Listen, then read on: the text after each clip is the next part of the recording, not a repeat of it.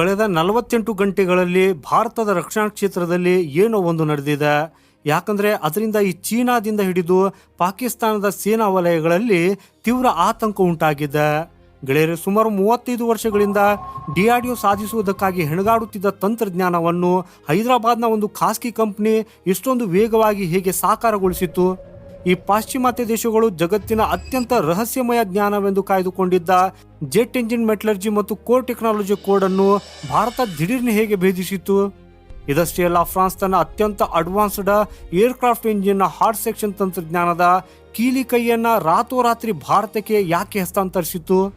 ಇವೆಲ್ಲದರ ಜೊತೆಗೆ ಭಾರತದ ಮೊದಲ ಸ್ವದೇಶಿ ಎಕ್ಸ್ಪಾಂಡೇಬಲ್ ಜೆಟ್ ಎಂಜಿನ್ ಹಸ್ತಾಂತರ ಮತ್ತು ಕುಶ ಕ್ಷಿಪಣಿ ವ್ಯವಸ್ಥೆಯ ಸಫಲ ಪರೀಕ್ಷೆಗಳು ಕೇವಲ ಕಾಕತಾಳೀಯವೇ, ಅಥವಾ ಇದು ಭಾರತದ ಜಾಗತಿಕ ಏರೋಸ್ಪೇಸ್ ಸಾಮರ್ಥ್ಯದ ಭೀಕರ ಟ್ರೇಲರಾ? ಸೊ ಬನ್ನಿ ಗೆಳೆಯರೆ, ಇವತ್ತಿನ ಈ ವಿಡಿಯೋದಲ್ಲಿ ಎಲ್ಲದರ ಬಗ್ಗೆ ಡೀಟೇಲ್ ಆಗಿ ತಿಳಿದುಕೊಳ್ಳೋಣ. ಅದಕ್ಕಾಗಿ ಇಂಟ್ರೆಸ್ಟಿಂಗ್ ವಿಡಿಯೋವನ್ನು ಕೊನೆವರೆಗೂ ನೋಡಿ ಹಾಗೂ ಲೈಕ್ ಮಾಡುತ್ತಾ ಕಮೆಂಟಲ್ಲಿ ಜೈ ಹಿಂದ್ ಅಂತ ಬರೆಯುವುದನ್ನು ಮರೆಯದಿರಿ.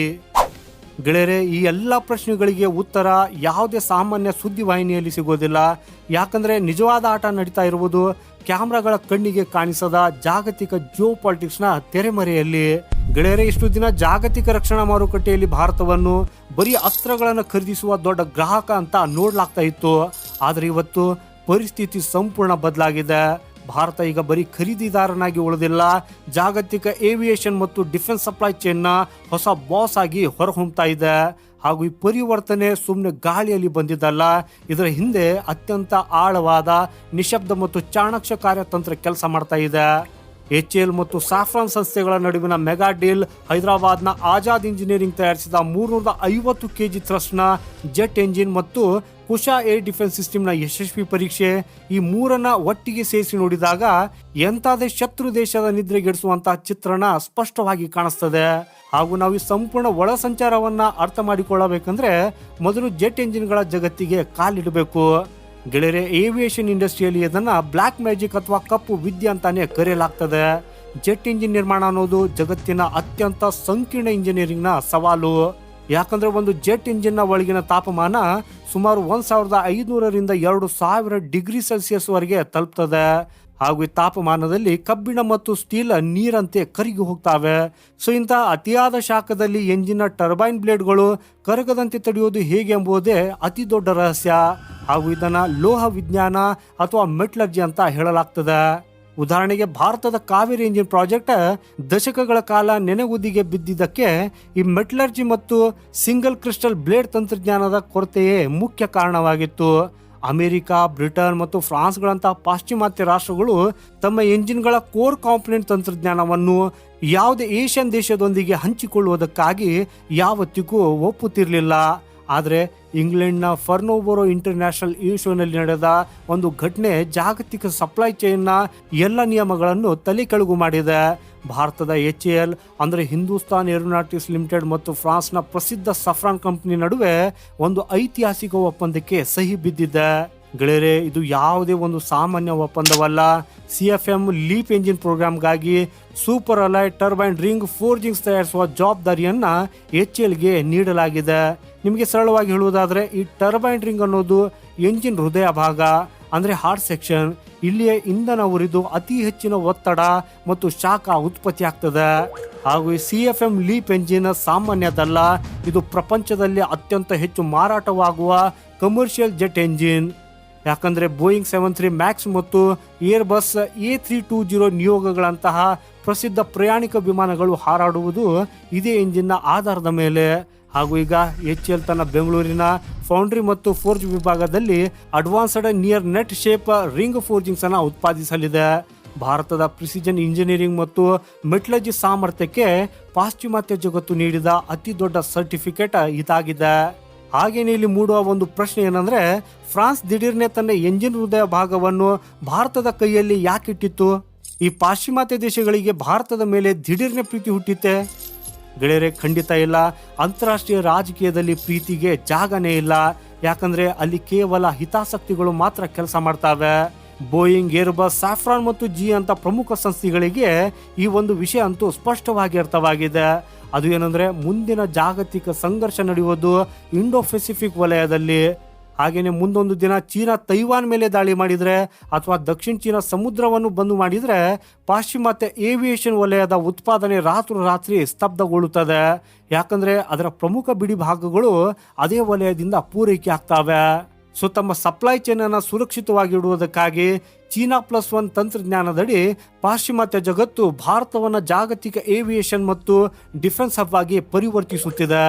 ಯಾಕಂದ್ರೆ ಗೆಳೆಯರೆ, ನಮ್ಮ ಭಾರತದಲ್ಲಿ ಸ್ಥಿರ ಪ್ರಜಾಪ್ರಭುತ್ವವಿದೆ, ನುರಿತ ಮಾನವ ಸಂಪನ್ಮೂಲವಿದೆ ಮತ್ತು ಎಲ್ಲಕ್ಕಿಂತ ಮುಖ್ಯವಾಗಿ ಭಾರತ ಯಾವತ್ತಿಗೂ ಬೇರೆ ದೇಶದ ತಂತ್ರಜ್ಞಾನವನ್ನು ಕದ್ದು ನಕಲಿ ಮಾಡುವುದಿಲ್ಲ. ಈ ಚೀನಾದ ಕಳ್ಳಾಟಕ್ಕೆ ಹೋಲಿಸಿದ್ರೆ ಭಾರತದ ಈ ನಿಷ್ಠೆ ಜಗತ್ತಿಗೆ ನಂಬಿಕೆ ತಂದಿದೆ. HALಗೆ ಸಿಕ್ಕ ಕಾಂಟ್ರಾಕ್ಟ್ನಿಂದಾಗಿ ಭಾರತ ಈಗ ಜಾಗತಿಕ ಏವಿಯೇಷನ್ ಗಣ್ಯರ ಸಾಲಿಗೆ ಸೇರ್ಪಡೆಯಾಗಿದೆ.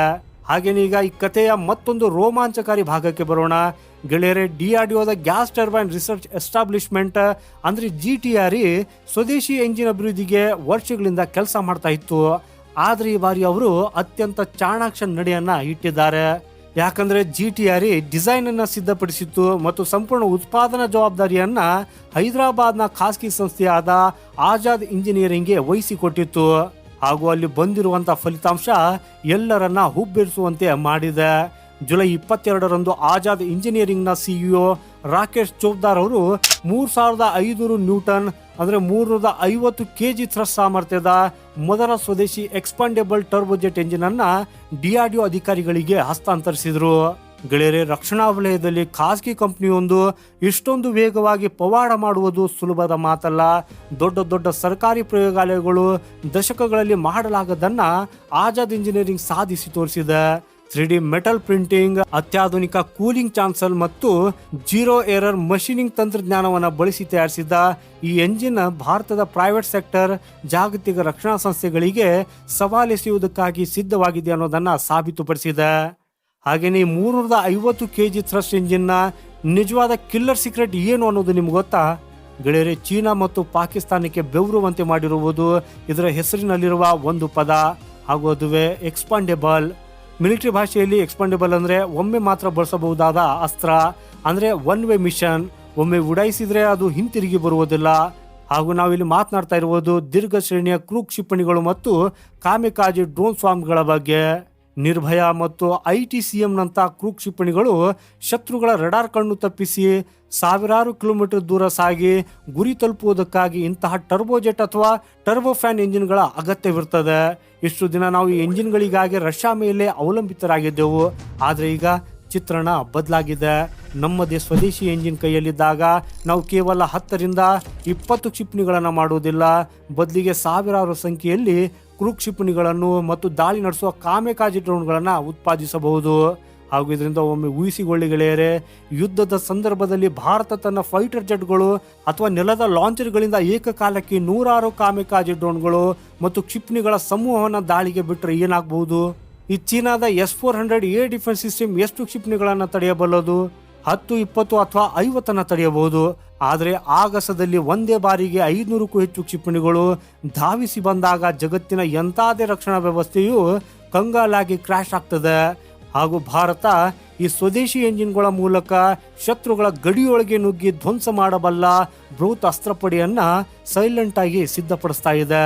ಇದಷ್ಟೇ ಅಲ್ಲ, ಅಭ್ಯಾಸ್ನಂತಹ ಹೈ ಸ್ಪೀಡ್ ಟಾರ್ಗೆಟ್ ಡ್ರೋನ್ಗಳಿಗೂ ಇದೇ ಇಂಜಿನ್ ಶಕ್ತಿ ನೀಡಲಿದೆ. ಹಾಗೆಯೇ ಗೆಳೆಯರೆ, ಈ ಕಥೆಗೆ ಮತ್ತೊಂದು ಪ್ರಮುಖ ಮೈಲಿಗಲ್ಲು ಸೇರ್ಪಡೆಯಾಗಿದ್ದು, ಜುಲೈ 23ರಂದು ಒಡಿಸಾದ APJ ಅಬ್ದುಲ್ ಕಲಾಂ ದ್ವೀಪದಲ್ಲಿ ಭಾರತ ತನ್ನ ದೀರ್ಘ ಶ್ರೇಣಿಯ ಸರ್ಫೇಸ್ ಟು ಏರ್ ಮಿಸೈಲ್ ಅಂದ್ರೆ LRSAMನ ಯಶಸ್ವಿ ಪರೀಕ್ಷೆ ನಡೆಸಿತ್ತು. ಹಾಗೂ ಇದನ್ನ ಪ್ರಾಜೆಕ್ಟ್ ಪುಷ ಅಂತಾನೂ ಕರೆಯಲಾಗ್ತದೆ. ಹಾಗೂ ನಮ್ಮ ರಕ್ಷಣಾ ಸಚಿವ ರಾಜನಾಥ್ ಸಿಂಗ್ ಅವರು ಕೂಡ ಇದನ್ನು ಭಾರತದ ಏರ್ ಡಿಫೆನ್ಸ್ನ ಬಿಗ್ ಲಿಪ್ ಅಂತ ಬಣ್ಣಿಸಿದ್ದಾರೆ.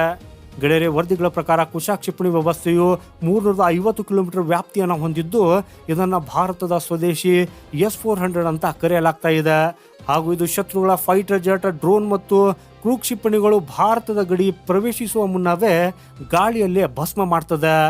ಸೊ ಈಗ ಭಾರತದ ಈ ಮಾಸ್ಟರ್ ಮಿಲಿಟರಿ ಸ್ಟ್ರಾಟಜಿಯನ್ನು ಒಟ್ಟಾಗಿ ಗಮನಿಸಿ. ಒಂದ್ ಕಡೆ ಕುಶ ಸಿಸ್ಟಮ್ ಭಾರತದ ಆಗಸಕ್ಕೆ ಉಕ್ಕಿನ ಕವಚ ತೊಡಿಸಿ ಸಂಪೂರ್ಣ ಸುರಕ್ಷತೆಯನ್ನ ನೀಡ್ತಾ ಇದೆ. ಇನ್ನೊಂದೆಡೆ ಆಜಾದ್ ಇಂಜಿನಿಯರಿಂಗ್ ಮತ್ತು GTRE ಜಂಟಿಯಾಗಿ ಅಭಿವೃದ್ಧಿಪಡಿಸಿದ ಎಂಜಿನ್ ಸಾವಿರಾರು ಕ್ರೂ ಕ್ಷಿಪಣಿಗಳಿಗೆ ಶಕ್ತಿ ತುಂಬುತ್ತಾ ಇದೆ. ಹಾಗೂ ಇದು ಎಂಥ ತಂತ್ರವೆಂದರೆ ಶತ್ರುಗಳು ಭೇದಿಸಲಾಗದ ಕಾಂಕ್ರೀಟ್ ಬಂಕರ್ ಒಳಗೆ ಕುಳಿತು ಹೊರಗಡೆ ಸಾಲು ಸಾಲಾಗಿ ಮಷಿನ್ ಗನ್ ಫೈರಿಂಗ್ ಮಾಡಿದಂತೆ ಗಡಿಯಲ್ಲಿ ಭದ್ರತೆ ಮತ್ತು ಶತ್ರುಗಳ ನೆಲಕ್ಕೆ ನುಗ್ಗಿ ದಾಳಿ ಮಾಡುವ ಸಾಮರ್ಥ್ಯ. ಹಾಗೂ ಈ ಡೆಡ್ಲಿ ಕಾಂಬಿನೇಷನ್ ಭಾರತವನ್ನ ದಕ್ಷಿಣ ಏಷ್ಯಾದ ಅನ್ಸ್ಟಾಪಬಲ್ ಮಿಲಿಟರಿ ಪವರ್ ಆಗಿ ಮಾಡಿದೆ. ಆದರೆ ಈ ಕತೆ ಕೇವಲ ಕಮರ್ಷಿಯಲ್ ವಿಮಾನಗಳು ಅಥವಾ ಕ್ರೂ ಕ್ಷಿಪಣಿಗಳಿಗಷ್ಟೇ ಸೀಮಿತವಾಗಿಲ್ಲ.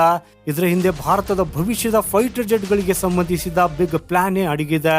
ಭಾರತದ ಅತ್ಯಂತ ಮಹತ್ವಾಕಾಂಕ್ಷೆಯ ರಕ್ಷಣಾ ಯೋಜನೆ ಅಂದರೆ AMCA, advanced medium combat aircraft.